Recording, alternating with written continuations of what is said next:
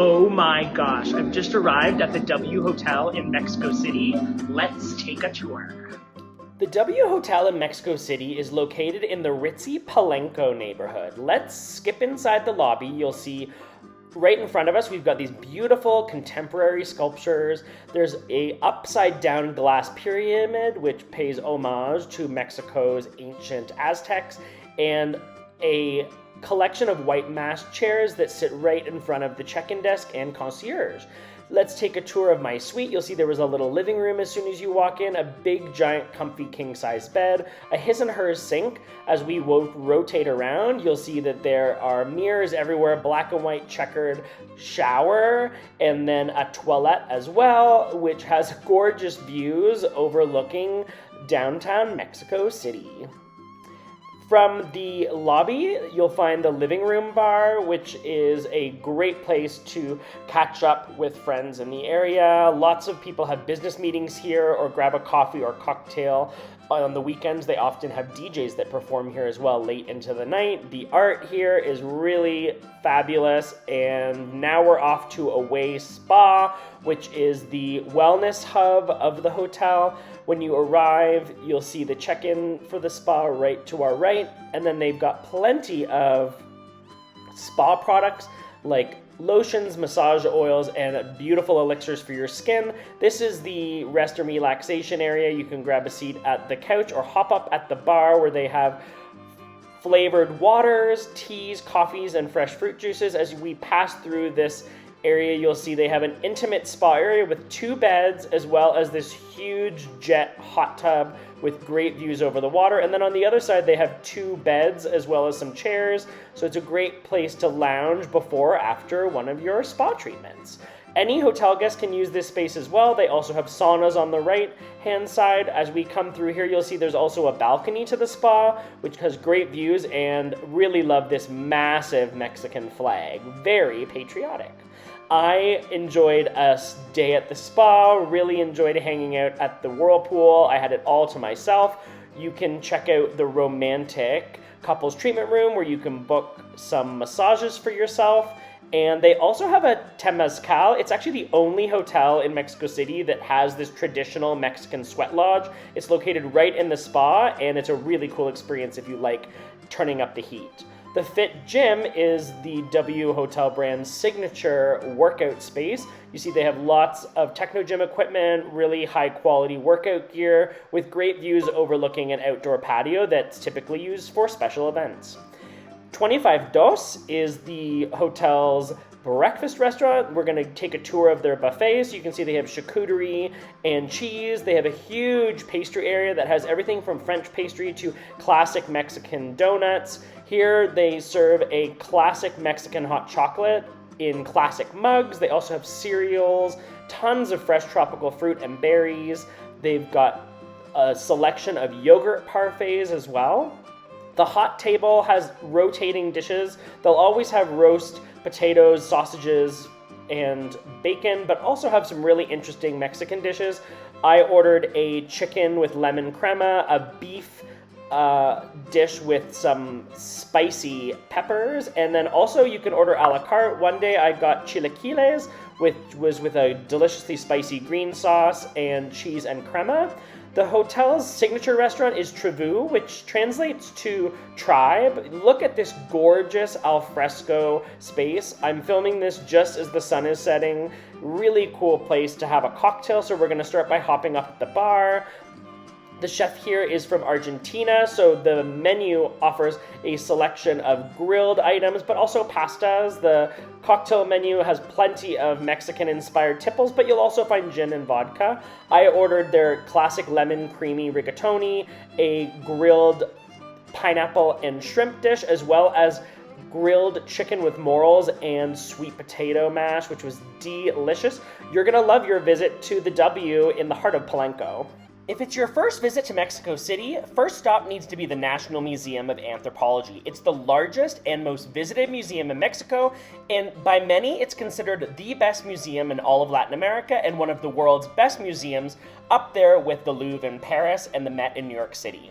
It was designed in 1964. The monumental building contains exhibition halls surrounding a courtyard with a huge pond and a vast square concrete umbrella that's supported by a single slender pillar.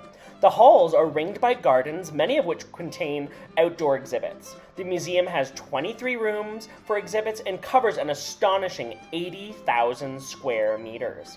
The museum contains significant archaeological and anthropological artifacts from Mexico's pre-Columbian heritage, such as the Stone of the Sun, also known as the Aztec calendar stone, which you can see here and is likely the most photographed. The museum opens at 10 a.m. We recommend arriving by 9:45 a.m. to get there before the line starts. There's lots of children from schools that are there Monday to Friday. On weekends, it'll get quite busy with families. Sunday is free museum day, so expect a bit of chaos, but you can save some money if you attend on Sunday. We recommend spending at least 2 hours here. I ran through the museum on this visit in 2 hours, but you can really spend 3 to 4 hours here. When you're walking through the Anthropology Museum, you're regularly going to see doors that are open into a garden. Make sure to always step outside because this unique museum has exhibits that are both inside and outdoors. You can see huge recreated Mayan and Aztec temples just like you're seeing here. It's really phenomenal. You're going to love your visit. Next door, you're going to find Museo Tamayo. This museum was founded in 1981 by artist Rufino Tamayo. It was the first major museum in Mexico built with private funds. The museum's pyramidal shape is inspired by pre-Hispanic architecture. It's designed to integrate with the surrounding Chapultepec Park. The museum's collection includes works by many famous artists, including Picasso, O'Keeffe, and Moreau. Next stop is the Diego Rivera Mural Museum, which houses one of Diego Rivera's most famous works called Dream of a Sunday Afternoon in the Alameda Central, which is one of Mexico City's most beautiful parks, and it's just right outside the door of the museum, so on a weekend you'll see lots of kids and families playing in water fountains on a hot sunny day. The mural was originally painted for the Hotel del Prado Misión in 1947. The museum was built in 1986 after the hotel was destroyed in an earthquake. Today, you can visit on a Sunday for free or any day of the week except Mondays when it's closed. We recommend visiting and joining with a guide who can help explain the importance of all of the famous Mexican characters and historic figures located within the mural.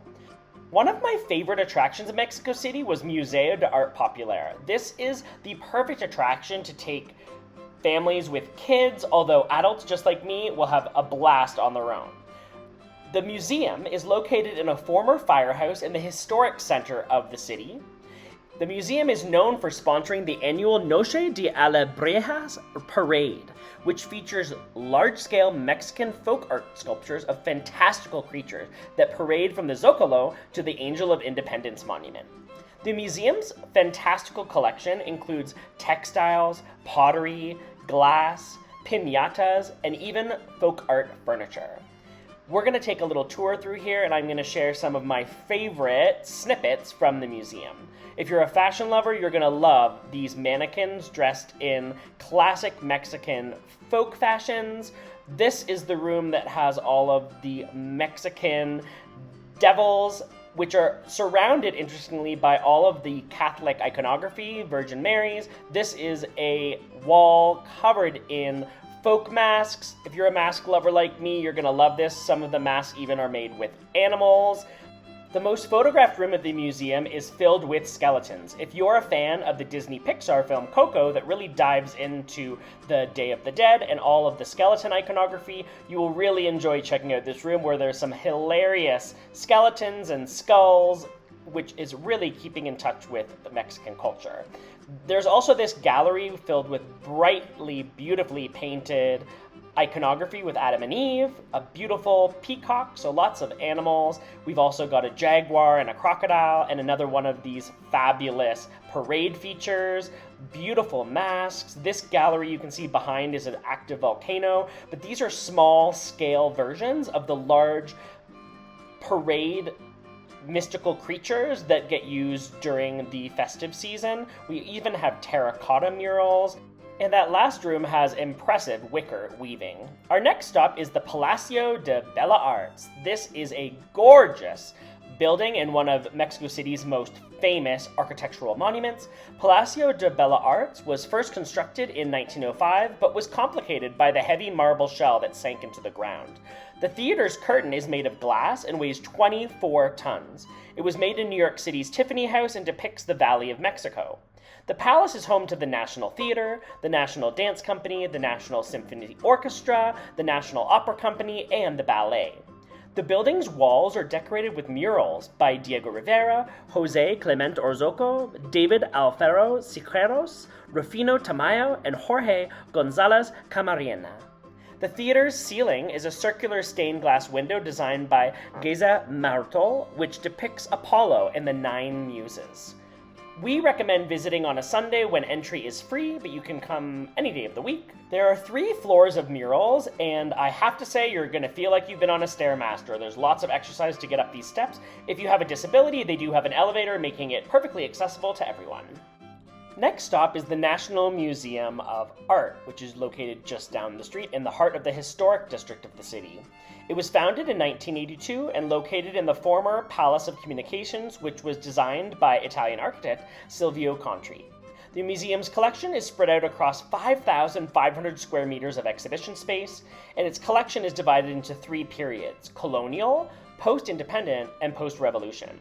It includes works by some of Mexico's most famous artists, such as Diego Rivera, Jose Clemente Orozco, and David Alfaro Siqueiros.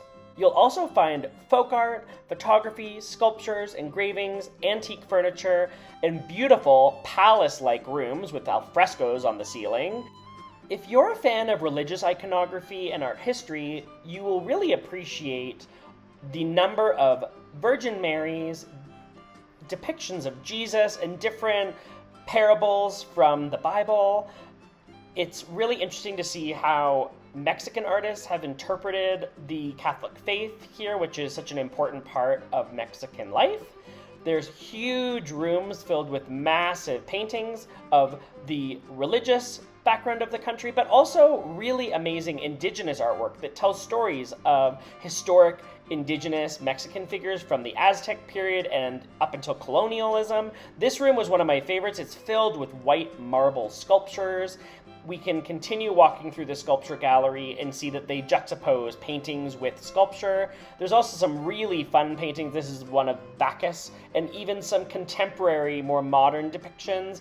The National Museum of Art really is located in an impressive building with fantastic art from ancient to modern. Our next stop is Museo de Arte Moderno, which opened in 1964 in Chapultepec Park.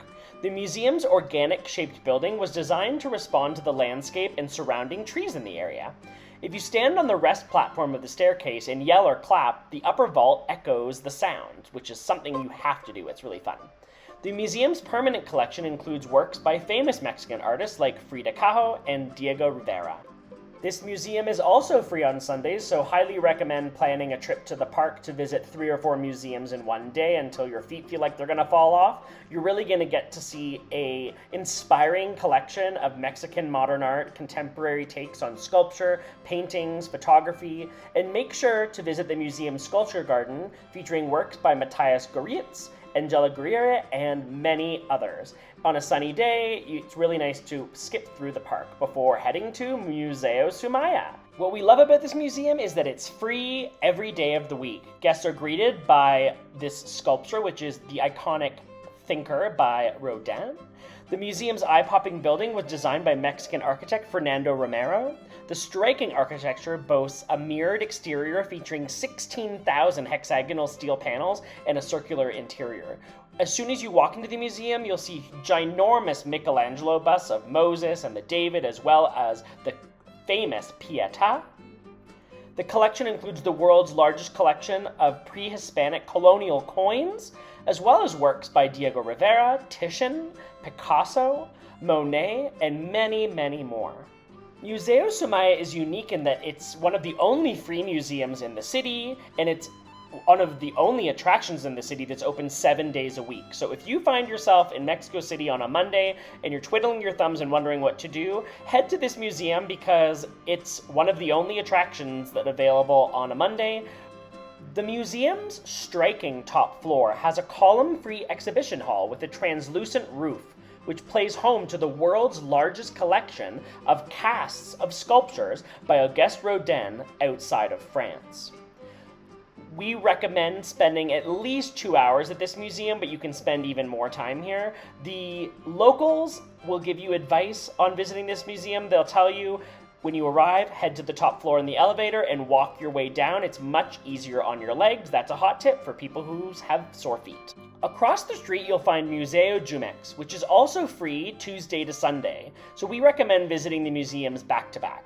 The building was designed by British architect David Chipperfield and was his first project in Latin America.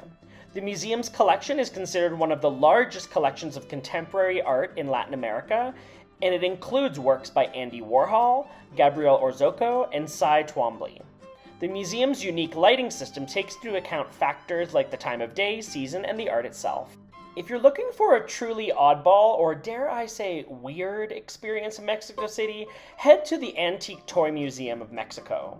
Mexican-born Japanese collector Roberto Shimizu has amassed more than 1 million toys in his lifetime, and this jumbled 4-floor museum showcases about 60,000 pieces, ranging from life-size robots to dusty, tiny action figures. The museum collection is the result of the merger of 2 stores that sold toys between Christmas and the Feast of Three Kings. Its collection spans from the 19th century to the 1980s and includes toys, games, dolls, and other objects from everyday life in Mexico, like this gallery that specifically highlights Mexican wrestling. Now, to be honest, sometimes skipping through this museum can feel like you've stepped into a hoarder's house. The murals along all of the staircases really liven up the mood, though. On the rooftop, make sure not to forget to skip up here because there's graffiti, beautiful street art all along the top floor of the museum, so we can skip through here and see really funny depictions of street art in Mexico. One of the last rooms is quite hilarious, should be adults only. They have a collection of vintage black and white Mexican pinup girls. There's also some really hilarious magazine covers which are quite lewd. If you're a book nerd, head to Biblioteca Vasconcelos, which has been dubbed one of the world's must-visit libraries. It was designed by Albert Koch and Juan Palomar. The library is over 400,000 square feet, and it feels like you are in a spaceship. Grab an elevator and head to the very top to get really beautiful views. The bookshelves are part of the building structure, so the spines of the books create a colorful display.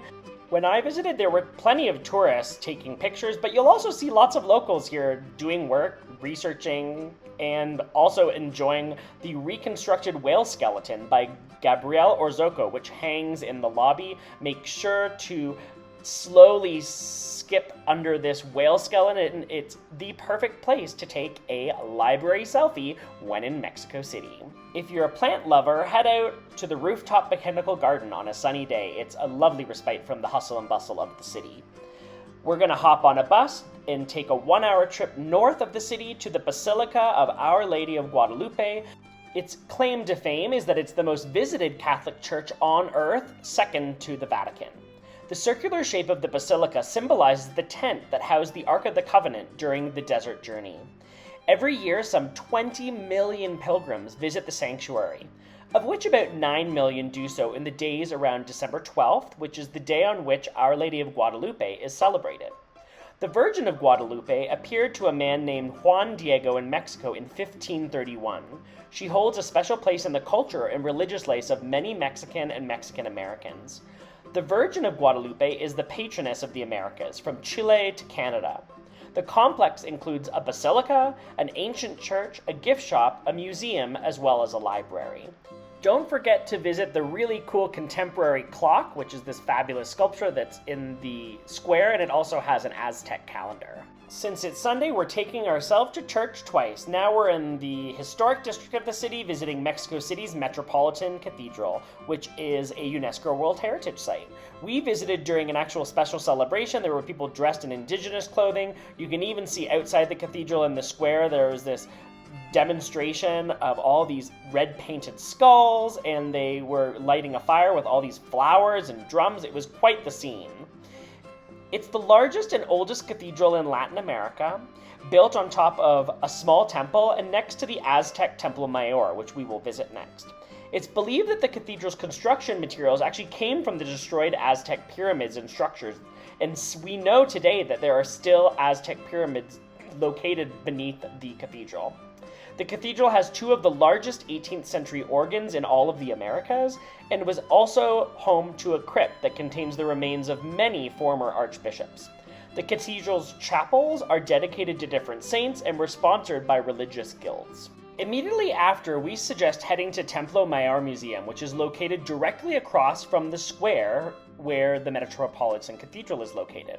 The museum first opened in 1987 and today displays over 7,000 objects found during the excavations of the site. The Templo Mayor was dismantled after the Spanish conquest of the Aztec Empire. During the height of the Aztecs, the Templo Mayor was the world's third largest pyramid, towering some 200 feet high into the sky. Visitors to the museum can enjoy a unique historic juxtaposition, skipping through the ancient Aztec temple while staring up at the city's Catholic cathedral in the distance. The museum vividly recreates the duality of life and death, water and war, agriculture and tribute. It shows the political, military, and aesthetic relevance of the ancient city of Tenochtitlan. The museum includes offerings, burials, stages of construction, and objects from the colonial occupation. If you're only visiting Mexico City for 24 hours or a really quick connection, while I do absolutely adore the Anthropology Museum, the Templo Mayor Museum has a lot of similar ancient Mexican art pieces, and it's much smaller, and you can do it in about an hour or two. So if you're time crunched, highly recommend Templo Mayor Museum.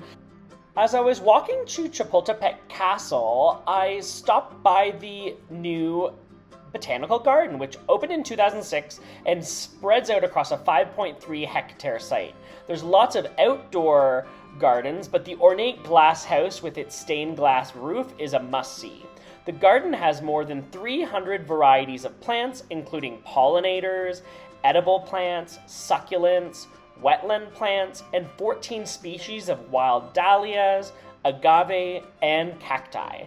If it's a beautiful sunny day, a stop into the Botanical Garden, which is free, is a must if you are a green thumb and horticulture fan. Last stop on our Mexico City adventure is Chapultepec Castle, which is famous for being the site of the Battle of Chapultepec during the Mexican-American War, where young cadets known as Niños Heros, which means boy heroes, died defending this castle. Chapultepec translates to Grasshopper Hill in the language of the Aztec people. The castle is now a National History Museum, housing artifacts from Mexico's rich past. It was originally built as a summer residence for Spanish viceroys during colonial times, and later served as the official residence of Mexican presidents until 1934, when it was converted into a museum. We recommend visiting on a weekday because weekends this place gets packed full of families with kids. The interiors are really jaw-dropping. It really gives you a very similar experience to visiting beautiful palaces in Europe because the design features everything from ornate ceilings with chandeliers. You can even peer into rooms with pianos, see the bedrooms of former royalty, beautiful stained glass with black and white checkered floors. The terrace has beautiful views overlooking the city. Just before leaving the castle, take a look at the sculptures that pay an homage to the brave soldiers that protected this castle. Mexico City is North America's largest city, and I think after watching this video, you can see that you can easily spend a week here running around, visiting cathedrals, art galleries, museums, and more. We just know you're gonna love the Mexican capital.